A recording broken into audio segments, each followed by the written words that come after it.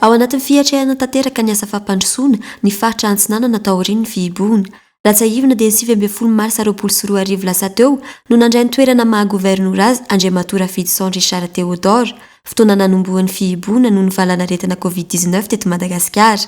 Na izany aza dia maro ireo vinanasa izay napetraka ary ao anatin'ny fanatanterahana izany ity faritra ity amin'izao fotoana izao satria efa voafehy io valanaretina io any amin'ity faritra ity. Manolotra fisaorana Andriamatora filoham-pirenena izay nametraka anay amin'ny toerana gouvernement Faritra Antsinanana. Kasara ihany koa ny session nationale teo ny lehibe session nationale izay sady ministry aorian'ny sy Fitsinjaram-pahefana nametoana anay taty ka nahafahanay nivoaka. Zanaty izany moa ny ady Covid-19 teo ihany fa ny tena andraikitra napetraka tamin'ny gouvernoura dia ny fitarihana ny asa fampandrosoana.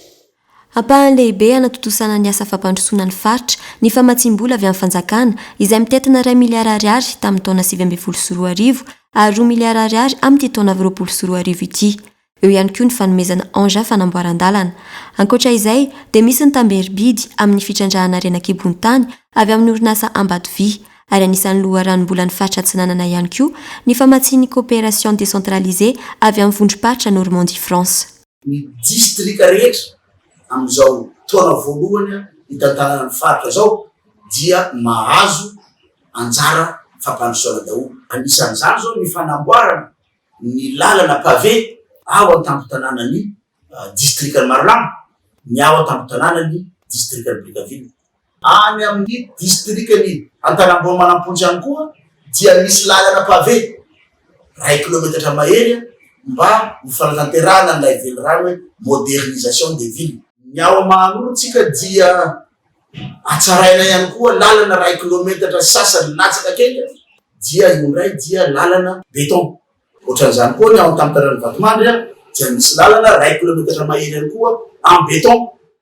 Ezaka manokana nataon'ny gouvernoura ny Faritra Antsinanana ny fanatsarana sy ny fanarenana ireo sekoly, hopitaly, tseny ary ny fanolorana baka ahafahana manampy ny famoahana ireo vokatra. Fa lahara-pahamehana hatrany ny fanamboaran-dalana anatsarana ny fifamoivoizana ny toerana toy ny lalana antsoina hoe bypass automasina voalohany izay mampitohy ny RN2 sy ny RN5. Izany ezaka rehetra ataon'ny faritra sy fitondram-panjakana zany dia saina izay no milaza eto fa ilay toromarika nomena Andriamatora filoham-pirenena hoe tokony havita lalana 10 kilometatra isan'ny taona ny gouvernoura-paritra dia mihoatra lavitra noho izany ny vita ato anatin'ny Faritra Antsinanana amin'ny alalan'ireo subvention avy any amin'ny fanjakana sy ny ressource propre avy amin'ny ristourna minière azonay amin'ny fitrandrahana izay ataony Ambadovy. Efa manomboka moa ny atrik'asa filakevitra isaky ny distrika ananganana ny drafitra fampandrosoana ny Faritra Antsinanana na ny PRT 2024 hatramin'ny 2024.